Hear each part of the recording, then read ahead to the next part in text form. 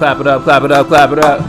So real. So on this show today, I got some stuff to talk about, as I always do. We're gonna recap the first episode, which I thought was pretty good. Be talking about another story in which I said I was going to talk about, but I didn't get a chance to talk about. So for anybody who watched that last episode, this episode is gonna be almost a spinoff on that one. And then on the third episode, I'll kind of finish everything up with why I told those stories back in the first place. The first story I told you about how I got jumped the second time. This time I'm going to tell you about how I got jumped the first time. Shout out to everyone that came out today, tuning in and watching the show. My name is S.Blanco. This is Blanco Gaming Live. And right now we are playing some NBA 2K25. If you're tuning in, make sure that you're subscribing, liking, posting, sharing, all of that good stuff to my YouTube, Instagram, TikTok, all of that good stuff. That's Blanco Gaming Live. All together, all one big word. S.Blanco, DOTBLANCO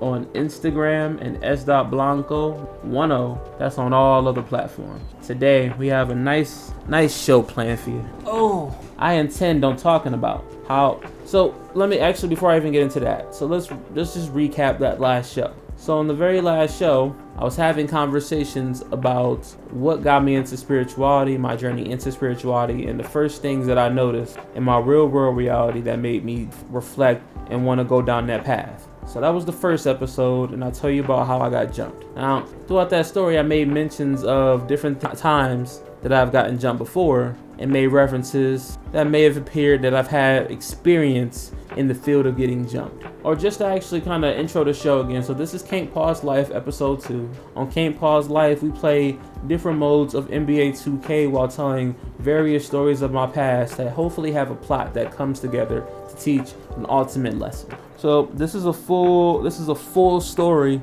that is gonna be a bit of a doozy. So if you're in with me, feel free to watch me stomp these boys out on this game as I tell the story. You may see me glancing down every now and again, and that's because the story is so rich that I had to put it on an iPad and then bullet point it out because it's so much. So this story starts off, this is after my freshman year of high school. So I'm 14, just turning 15, and I just finished my first high school year. Now, after I finished, I failed. I took the regionals because I live in New York, and in New York we have these tests. It's like, you do all of the work throughout the year, and then you have an additional last test that's like its own separate entity. So I passed all my tests besides this one. I failed algebra. It was algebra 1, and yeah, I failed. There's no way around it. That's just the truth of what happened. I failed. Big failed it. I think I failed that regional exam. I passed the course, I think, with a 65, but I failed the regional exam. So because of that, I had to take the course all over again. So that wasn't great. This is the first time in my entire schooling career at this point in time in which I had to take any type of, summer anything. Summer classes, summer anything. I've never up until this point had to take any type of summer classes. This is my first time. But yeah, no, I failed the regional to algebra. I think I failed it by a 10 point. I got a 55, a 65. It was a 30 question quiz, and I failed the shit out of it. I always was never that great in math, and then you start putting letters in there, and it was over for me. So long story short, I had to go to summer school. Now, summer school was maybe, let's just say, I don't fucking know. It was drive, it was 10 minutes away from my house. I live in Buffalo, and on the east side of Buffalo, on a street named Bailey, and I had to go to the high school McKinley. So by drive, that's about 10 minutes. By bike, that's about 30 minutes. So at this time, I shouldn't say at this time, because the reality is the majority of these stories, I was poor. So that's gonna be the constant theme. But in this story, we're particularly poor at this point in time. And I remember my mother at the time was just like, hey, I'm not about to pay for you to fail. You're gonna have to start taking your bike to school like how I used to back in the day. And I thought that was interesting because I'm like, we live in a pretty dangerous neighborhood, but okay, I can ball. I'm not afraid of it. So my mom is, I remember one day before classes started, my mom took me around in her car and kind of showed me the route via car. She's like, yeah, you're gonna go down this path, you're gonna go down that path, You're gonna cut down this shortcut and cut down over here, and that's how you're gonna get to your classes. So I had never done anything like this, and I want to make that abundantly clear in the story because I don't want people to think that I have done this before. So I've never done this. My mom just decided as like an additional punishment for me not getting the particular grade that she thought I should get. This is how this was gonna play out. So that's what happened. I basically became an example, if you will, that if you fail, you're gonna have to ride your bike to school or to release your summer classes. And so I thought. We'll come back to that at another point in the story. So she shows me the route. The day comes and I take my bike to class. Now, I take my bike to class and I have to get up particularly early in order to be able to accomplish this goal of getting to the high school. So I remember I got up like an hour early and bike to school. Because my thoughts is, even if I'm early, that'll work. Because even if I'm early, it's like I biked here, why not? You know what I'm saying? Like, I didn't want nobody to actually see me on this bike anyway, because that looks poor. So I remember that being a thing too. I need that. So I took my bike to school. I remember it took me like, I don't know, 45 minutes. I remember my legs hurt, and I remember I had major like chafing. Like I was kind of out of shape at this point in time, but I remember my thighs were chafing like a motherfucker. That's the one thing I remember the most, and that my seat wasn't the most comfortable. But I'm gonna need that, dang it. But that's what I remember the most. But anyway, I got there, and I'll never forget my very first day of orientation. They had us all in this like auditorium, and they like giving us the layout of the land, and they're like, yeah, you're gonna be here, and you're gonna be doing this and doing that, and people gonna be in math over here and the social studies over there. And I remember this one dude, because they had like a mixture of all different schools in their classes. So it wasn't just like, because at the time I went to Riverside High School, but it wasn't just Riverside students, it was all students. Anybody who had failed, they were pretty much if you were in this area, all of the kids from the Bay Area who lived over there basically went to this school for summer school. So you had some McKinley students, you had some Riverside students, you had all the bunch. I just lost my gold plate playing with bozos. I'm going back to what I do the most. So we're going back to starting five. Anywho, so I'm in summer school, and I ain't gonna hold you, I'm pretty pissed about this summer school. I'm pissed. I am so pissed, because in my mind, I don't think that this is safe. You know what I'm saying? Like, I don't think that because we lived in a pretty dangerous neighborhood. I had seen people get hit by buses, stabbed, a lot of different things in this neighborhood. So I was pretty pissed off about me having to take my bike to down this neighborhood to get to school every morning. But, I guess in the eyes of my parental guidance at that time, they thought, robbers and killers don't come out at early time, so I was safe. So I did it. But anywho, I'll never forget the very first day of classes. We had us all in this auditorium, and they were all giving us the lay of the land, like I said before. And I'll never forget one of the dudes that I went to Riverside High School with, who went to my school. He saw me. We weren't like friends, but like he remembered me because we both went to the same high school, and now we're here at this summer school. And it's like I familiarize you, and I remember you, you remember me type shit. So I remember he kind of said something to me. He was like, "Yo, man, was that you riding your bike earlier this morning?" I was like, "Yeah, that was me." He was like, "Yeah, you was riding fast as hell. I remember, he was like, you was pedaling like your life depended on it." I was like, "Ooh, I don't like that." I'll never forget from that moment. I'm like, I don't like the way that particularly felt. Like, I don't like how that felt at all. But I'll never forget that joke, and when he said that, because I was like, okay, I gotta leave even earlier now.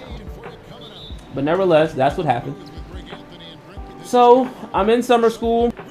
I'm doing okay in summer school, participating in my classes. I'm getting everything done, and I'm not gonna hold you. Like I said, I'm pissed about having to be in summer school and riding my bike here, and just like I just told you, people making jokes about how fast I'm going and all this different shit. So I'm like, so in rebellion of that happening, I'm skipping summer school like a motherfucker. I ain't gonna hold you. I don't know if I made that. Damn it. So I'm skipping summer school every chance I get. Like, because one, I failed the test by like 10 points. So it wasn't like I was necessarily the worst off. It was just a hard ass test that I don't think I was prepared for one. And then for two, was like, I'm having to like ride a bike through dangerous neighborhoods to go to school. Like, what kind of places we at? Now, granted, I know other coaches may hear that and say, what are you talking about? I climb an ice mountain to get to school every day. We love school. I get it. I'm from America. We don't cherish it. It's just the culture getting to place. I don't know what to tell you, please. Like I said, I'm skipping every time I get an opportunity to. So I'll never forget, this is like maybe the last week of summer school, and I skip out. Now, this is where a bunch of mistakes happen for me, which lead to me getting jumped. Now, on this day, I remember me and my friend, we had it all planned out. Now, my friend at this time, she's a woman, but she's like, we're just friends. You know what I'm saying? We're not doing none of that. We're not like kissing friends. No, we are like, that is my dog. Like, she got dudes. You know, I got women that I'm focusing on. I was actually dating her friend at the time. Like, we were just friends. But I remember, like, she always had an environment that I can, like, go to school at, especially because she wasn't going to summer school. I think she had dropped out at that point in time. So I remember me and her had it kind of planned out, like, all right, so tomorrow I'm sipping summer school and I'm coming to your crib. And she's like, all right, bet. What you want to do? I'm like, yo, I want you to make me some breakfast. And she's like, all right, bet. So I'll never forget, I skipped summer school, and I was at my friend's house and she was cooking me breakfast. I remember she made me some French toast, eggs, and something else. And it was so cool because I had never had a friend who had ever done anything like that for me. So it was a really cool experience and something I kind of like think about and cherish every now and again. It was when times were much easier in life. But I'll never forget that happening. But fast forward in the story. So like I said, I'm taking my bike to like, that's what my mode of transportation is at this point in time. So I had to ride my bike to her house, which was past the school. So I say that to say that's mistake number one in this story. So there's a couple mistakes that were made that led me to me getting jumped. And the first mistake is this one. Like, oh no, get him. Dang it. That's the very first mistake. I rode the bike to her house and that shit was far as hell. Now, at the time, because I was skipping school, it didn't seem like that bad of an idea because, like, you know what? I'm going to be at her crib. I'm going to rest for like 5 hours. And then, you know, I'll take the bike back. But I remember me and her was like forgetting shit. We was like making eggs. And she's like, oh, I think I forgot the juice. You want to go to the store and get us some juice? So I'm riding the bike down to go get juice and all this other stupid shit. I remember I rode my bike to like the store like 3 or 4 times or some nonsense. Or I left her crib like 3 or 4 times for something. I don't remember what. But that's a mistake. That's a huge mistake in this story too. I decided, because I was so paranoid of my mother at the time, because let me just pause the story here. So my mother was a big pull up on you at random times to kind of like make sure that you're doing whatever you're doing. Like, I remember she would just randomly show up at my high school just to make sure I was in classes. Even though I wasn't like a bad student and I had good grades, she, I guess just like for the element of surprise to keep me on my toes, she would definitely just out of nowhere, she would just randomly pull up to kind of send a message. So because she would always do that, this is where mistake 2 comes back in the story.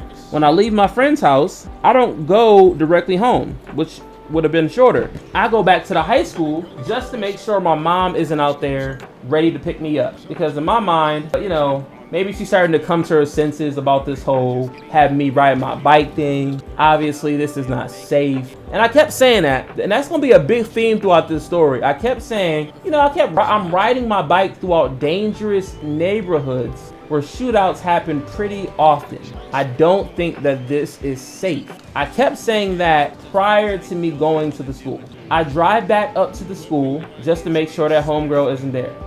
I remember when I rolled back up there, everybody had more jokes. That one dude who made that joke who went to my school, he had more jokes. He's like, damn, you about to ride back. You might as well take your time, man. With the speed that you be going at, you know what I'm saying? You be home in a jiff. And I remember everybody was dying laughing. Like, these are terrible jokes. So people are crying laughing. Like, oh, you be home in a So that was terrible. So nevertheless, I'm driving. I'm on my bike. I realize homegirl isn't here. And then I start driving home. As I'm driving home on my bike, you may have guessed it, I start getting tired. I done rode my bike all throughout the city. And if I'm not mistaken, I probably saw my girl that day and did some extracurricular activities. I'm not going to get into what happened, but I'm just going to say, I think I was out there doing my thing. Come on, fuck with. Let's get it. Let's just say a lot happened in those hours. I chilled with a friend. I think I left her house to go chill with my girl at her time, which was her best friend. Me and her got into some extracurricular activities. I had breakfast. It was a great day. Like, I ain't gonna hold you. The first 5 hours of that, the first like hours of that day were so fun. Some of the best memories I'll ever have. Like, it was a great day. The second half of the story in which it becomes not that great day. I'm riding my bike home from the high school after making sure the coast was clear, making sure that mom wasn't pulling up trying to spy on me. Because I'm paranoid at this time because I had just skipped school the whole goddamn day. So I wanted to make sure that she didn't like call the school or did something else. But I'm nevertheless, after being around the school and getting made fun of, I then start driving home. I'm on my way home and I'm tired as hell. Mistake number 2 comes at this part in the story where I see a group of young assorted black males and they look aggressive, right? They don't look like these are friendly young assorted brothers. These dudes look angry, but they look, like I recognize 2 or 3 of them because they go to my high school. But I do remember one of them not having a shirt, and I remember one of them just like looking real, like, how a little baby looking in his pictures where he just looks sweet and he's got that look on him like he just got done doing a lot of drugs. I remember that's how one of the dudes looked. But I remember like I kept looking at him like, hey, I remember I said that, I'm like, yo, don't you go to Riverside? He was like, yeah, but you shouldn't be over here. And I will say that a lot of people feel that like that over here. Like, they really feel like I shouldn't be over here. And I agree with him. I really shouldn't be over here. I need to be in a place where it's safe. But another story, another time. Here's where another mistake happens. I'm driving my bike. I'm really tired. And I remember I'm at like the halfway point of my destination. So I'm at where I need to be. I'm at like, if anybody knows anything about Buffalo, I'm at like the Amherst train station and I have to get to Roosevelt Avenue. So that's about maybe a 14 to 15 minute biking path. And if you cut through Central Park, which is the mistake that I made, it's typically shorter. Now, I'm telling you, at some point in this story, I get really tired, and instead of having the bike on shift gear 5, I put it on number 1. Now, anybody who knows anything about shift gear number 1 on a bike, that means that you can move a lot and you kind of go someplace like a little bit, like, you know what I'm saying? You doing a lot of this and you go like snail pace. So you just going as fast as you possibly can just to go snail pace. So that's what I was doing. But I had to do it because my legs were shot and the resistance of the bike, that's all I had. Like, give me the least resistance. But like I said, you're doing a lot of moving and not going nowhere. So once I got to about the halfway mark, I put myself into shift gear 1. Now, as I'm in shift gear 1 going down this hill, I see the train station. Now, I could take the train, and in the train, I can go, it'll take me to the, if I take 2 stops, it'll take me to the university station. And if I get to the university station, I can also ride my bike from there to Bailey. But that would be further, and I basically would be kind of moving myself back. But if you stare in the wind past the train station, you see a group of aggressive looking young assorted brothers. Like I said, this group is massive. It's like 19, like it's so many people. Like, I thought they were just like a football team. Like, it was so many people. I'll never forget thinking like, I have 2 options here. I can go straight past these group of young, angry looking men, or I can go take a train. And I thought if I take the train, they could jump me once I get down there because I didn't know where they were going. But if you could imagine, I'm coming up the street, they're like, we're coming like that. And it's like, the train station is in the middle. My concern is, at the time, it's like, well, I'm gonna go on the opposite side of the street of them. They're going to be on the opposite side over here. I'll be over there. And maybe we can kind of keep distance. They go their way, I go my way. Because what I don't want to do is be on my bike, be on first gear, get off, go to the train station, go down the stairs. I already know this train station. They have no police there. It's not safe. So I go down there, I wait, and then they beat me up and rob me. That's my thinking at the time. Or I could go straight with my bike, get past them, and because I'm on a bike, they ain't gonna chase me on a bike. Oh my, I was wrong. Boy, I was wrong. So like I said, this is like mistake number 3 already. I'm so exhausted. So I decide, and just to kind of recap, we are now 17-4 in starting 5. I don't got it up on the board, but I'm putting it up there after. But nevertheless, so I'm on my bike. I see the young, aggressive black males. I kind of forget about my shift gear because, you know, everything I'm thinking about, I'm like thinking like all these different plans that I can take the train and avoid them, or I can keep it straight. And it's kind of hard to focus on, you know, all these different things while you're concerned about getting jumped. But nevertheless, so I pick plan B, which is to stay on the opposite street of the thugs, and that's what I'm gonna call them, thugs. So I'm gonna stay on the opposite street of the thugs, and I'm gonna keep it straight on my bike. And if I go at a fast enough speed, maybe they'll leave me alone. So I ride my bike. I remember I had to cross the street to get to this area. Anybody who know anything about Buffalo, I'm by the Amherst station, across the street from the Amherst station, by that Planned Parenthood, by that old skate station. So I'm crossing the street from the Amherst train station to where that Planned Parenthood is. And my thought at the current time is I'm gonna just roll past them, and they're gonna leave me alone because they see I'm on a bike. Now mind you, it's like a football team, and I'm thinking like, well, they're not gonna like stop what they doing to go harass little old me, right? Like I ain't got nothing going on. Now to give you my description of what I'm looking like at the time, I'm young, black, that's 18 and 4. Probably got like a big hat on, you know what I'm saying? Some glasses looking like this. Actually, let me take it back. That's not what I had on. I had glasses that look like this, if I'm gonna be honest with you. I had glasses that looked just like this. I was big into the circles, but they were a little bit smaller in this, so I looked like a Captain Insane. Anywho, so, and by the way, we are 18 and 4. He just quit. So I try to drive past them on my bike. I'm so concerned about my plan and getting away from them and them in general. I kind of forget about my bike, and I'm just kind of focused on maintaining a good pace as I see them. I get across the street, and we're now at the point where here's the group of young, aggressive black, you know, men, and then there's me. And we kind of stop, you know, like not really, like I'm still going, and they kind of walk, but we're at the same, like, you know, we now have like interchanged with each other, and I'm a little bit past them. And I'll never forget, one of them said, "Get him!" And they chased me. And I'll never forget the dude who said, "Get him." He was the one who chased me. And when I tell you the thugs were super fast, man, those thugs quick. I'm telling you, I've never seen a thug run so fast. I look so crazy. Like I said, I'm tired. I just had one of the best days of my life. I was out there with my friend getting breakfast. I met up with my girlfriend. I was doing my thing. And now here I am after riding from my crib to her house, which is like a 30-minute ride, riding around the city of Riverside, riding around my high school area. Like I said, I didn't put major hours in on this bike. Let me just say that. My legs are shot at this point. So like I said, they see me, I see them. One dude say, "Get him!" And then he started chasing me.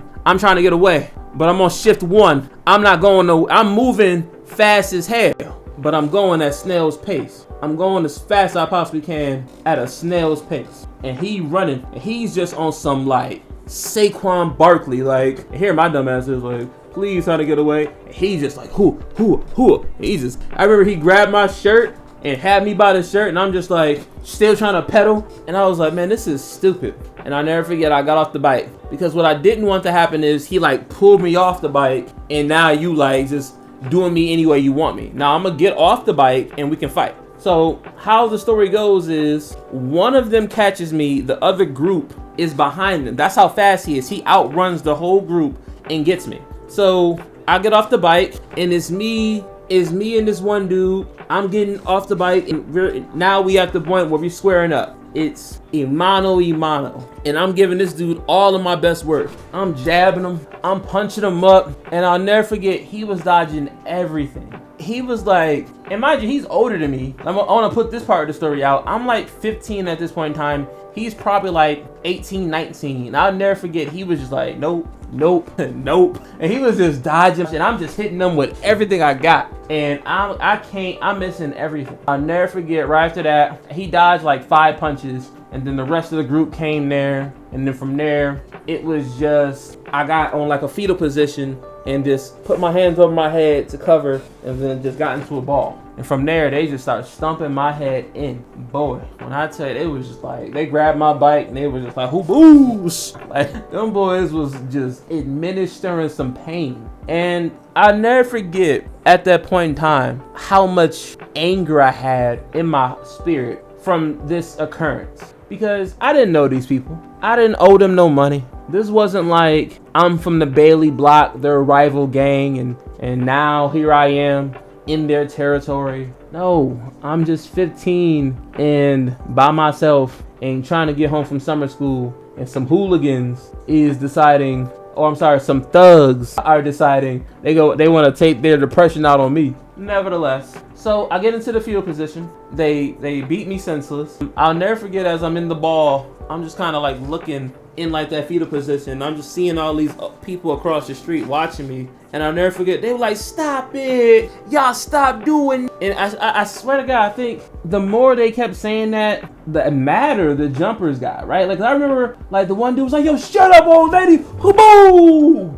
And I'm like, oh my God, are they getting angrier? Like, am I getting jumped harder because people are giving sympathy? Like, people got something to say, but they don't want to do nothing. No one's coming up close. They all watch it. They all like fire as hell. And I here's me getting destroyed. Boom, boom, boom. Here's the group in the back. Stop it. Please leave him alone. Come on. Ooh, shut up. Shut up, old lady. Boom, boom, boom. And I'm just getting destroyed over here. And I'm thinking the whole time as I'm getting my bike thrown on me, they going in my pockets, they doing whatever they want, right? I'm thinking this whole time, like, this day started off so great, but I'll never forget, I was so mad. I'm like, I told my mom this neighborhood was dangerous. I was like, yo, I told you. I'll never forget. I'm like this, getting destroyed. Like, yo, I told my mom about this neighborhood. Yo. So I'm getting fucking pummeled. Long story short, they stop. They run. They don't get much from me, but they remember they do take my iPod. I had an iPod and I had and my phone on me, and they took the iPod and took off. I never knew what came of the iPod. It was just stolen, and that was that. I remember one of the old people who were watching me get jumped. They called the police, and the police came. Hence why they stopped, because I think they heard the sirens, and I kind of heard the sirens too. But I couldn't really hear much because I was getting, my ears in the dirt, getting slammed on. But I'll never forget, after I kind of got up and the cops was asking me all these questions, like, yeah, who did it, who did that? I'll never forget, my dumb ass is over there trying to keep it real. I'm over there like, I don't know nothing. I ain't seen nothing. I don't know. I guess I was listening to too much Tupac, but my ass is over there not helping the cops try to help me. Like, I'm over here actively helping the people who just jumped me, because I'm going off of street rules. And mind you, I'm 15. Like, I'm not affiliated with no gang. I've done no crimes. I have no record. I just like hard stuff. And I kind of thinking like, I want to be in music, and I don't want this to be on my record of me ratting against nobody. But I never forget, the cops came, and I remember they were asking me the story. They were like, yo, what happened? Tell us what happened. And I'm over here like, yeah, I got jumped. About 15 to 17 dudes from like age 17 to 25, who knows? And yeah, they did their thing. They beat the life out of me. He was like, all right, okay, beat the life out of you. Okay, can you describe why they beat the life out of you? I was like, no. All right, no. Can you describe the males? I was like, black, young, aggressive, thugs. Black, young, aggressive, thugs. And I'll never forget him saying something like, oh, that's 19 and 4. Yes, I'm counting it. I'll never forget one of the cops was like, yeah, I remember, I think I saw some young, black, aggressive teenagers walking past when I was driving over here. I'll be back. And I remember he got in the car and took off. And yo, like within 10 minutes, he came back with like 2 young, aggressive looking dudes. And he was like, yeah, I got one. Is these the dudes? And I was like, now this is where things get fishy in the story, because I couldn't really snitch anyway. Because like I told you, I fought one dude and then I got into the fetal position. It wasn't like I was like, oh, that's John, that's Terry, that's Smith. No, I fought one dude and then I got on the ground. So that didn't leave much room for me to identify who was beating the life out of me out of this large football team of thugs. Anywho, I remember the cops the cops pulled back up with those two young aggressive. Was these two a part of it? And I was like, nah, I don't think they were a part of it. And then like two more cops came with more like people. And I'll never forget, in the second group of people that they caught, it was the dude who started all of this. He had started the whole, remember that the dude I was squaring off with who was like, get him. They caught him. And I remember they brought him back to me and it was like, was he part of it? And I didn't say anything, but I immediately tried to rush him and punch him in his face. Cause I remember his hand was tied behind his back and he was like, yeah, it wasn't me. Tell him it wasn't me. And I was like, yo, shut up. I tried to like rush him and grab him. And then the cops pulled me back and they was like, yeah, no, it's him. That's definitely him. So they started booking him and all this other nonsense. And I remember they kept bringing more people and like, and asking me, was he, did they do it? Did they do it? And I was like, I don't know. No. I just kept saying no because I didn't know, for one. And then for two, it's just like, I remember the one dude, I said yes, just because he looked at me wrong. Cause like I said, I don't know anything. And they over here like, was he doing it? Is he doing it? And they just bringing me young, aggressive black dudes. And it's like, this could be anybody. Anybody could be like a yes or a no. It literally could be anyone. So I'm just over there playing like, whoever look aggressive is who I'm saying yes to, and whoever don't look aggressive, I'm saying no to. So like I remember the first group of people, they said, I said no. Then they brought the dude who actually started all this. I said yes. I didn't say yes, but I tried to attack him, which led to him going to jail. They brought the third group, they took me to the back of an ambulance and had them trying to patch my hand.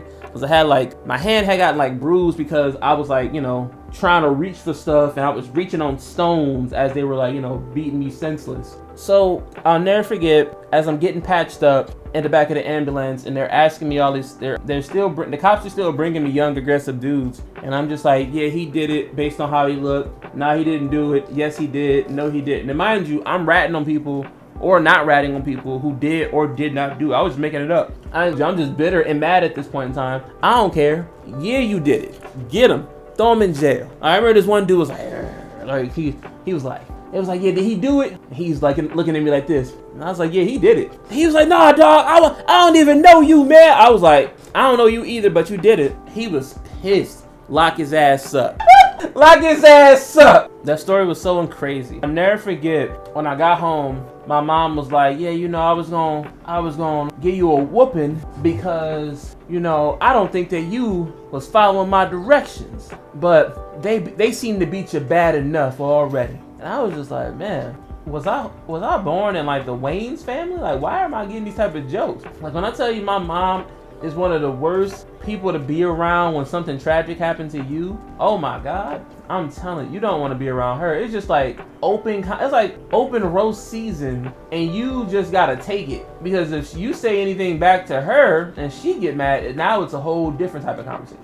That's a whole nother story in itself. But nevertheless, a couple things to keep in mind, or mistakes I want people to kind of remember in this story, is one, if you're going to skip summer school and you got to take your bike as transportation, make sure that you are in the gym regularly. You cannot have baby legs trying to be out there running these streets. Mistake number 2, keep the bike in the fastest shift when you're around the hood at all times. Tip number 3, if you see a way out, take it. Don't be brave and say, oh, I'm gonna go this way from the aggressive young black males. No. Stay away from those young black males. They're dangerous. Go over there. I should have taken that train station home. Yes, it would have been longer, and yes, they could have potentially came down there and still jumped me, but maybe they wouldn't. Who knows if they even goes to the train station? Because Lord knows after they jumped me, they didn't go back to the train station. They went back to that area in which I got jumped in, which happened the whole thing. Now, another mistake that happened is if you're gonna get jumped, don't like set up your jumping in an area that's comfortable for the jumpers, right? So like if you're gonna get jumped, make them jump you in the middle of the street, right? Because cars gonna come and you hope that maybe a car would like make them think, hey, I gotta stop this or we're gonna get hit. Don't go behind a building like I did and give them the perfect place to jump you without repercussion, because that's what happened. So as long as you do all of that, you should be all right. You should be all right. Learn from my mistakes, kids. Work out regularly. Have a steadfast diet. don't play no games out here because the streets is real. And yeah, that's the story of how I got jumped the first time. It wasn't great, but it taught me a lot. Now, in relation to spirituality, if I had to wrap that story in a bow, I would tell you that in that story, a lot of things could have went worse than how it went. And I'll never forget that going through that experience made me bulletproof in regards to fear. Like I remember, because you gotta keep this in mind too. When they jumped me, they jumped me during summer school. I still had to take that path on my way to regular school. Now, in regular school, yes, I got a bus pass, but there were some areas like the Amherst station where they just drop you off and you kind of wait for the next bus. So, you wildin'. So I remember I remember seeing them. I saw some of the dudes who jumped me years after I got jumped. And I'll never forget how those experiences were. I'm trash. So I don't know what's happening here. I think they're quitting. But yeah, that story was I'll never forget looking at people across the street as I was getting jumped and being like, wow, this is something else. From that moment where I got jumped, I'll be honest, I hated old people for so long after I got jumped. Shout out here. And the reason why I hated them is because in my mind, they were cowards. Like, y'all would see me get jumped and wouldn't help. Now, in reflection, if I saw somebody getting jumped, I probably wouldn't help either.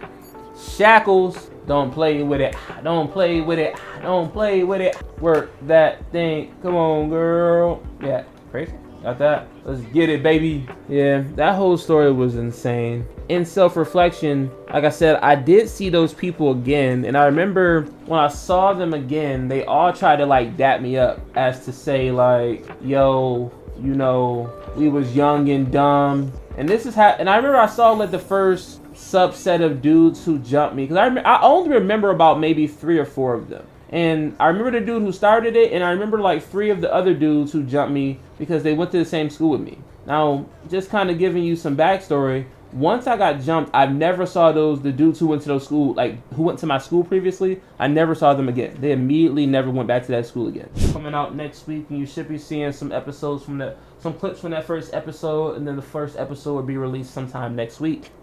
I appreciate everyone for coming out, and that is the end of my stories. Let's get back in that car.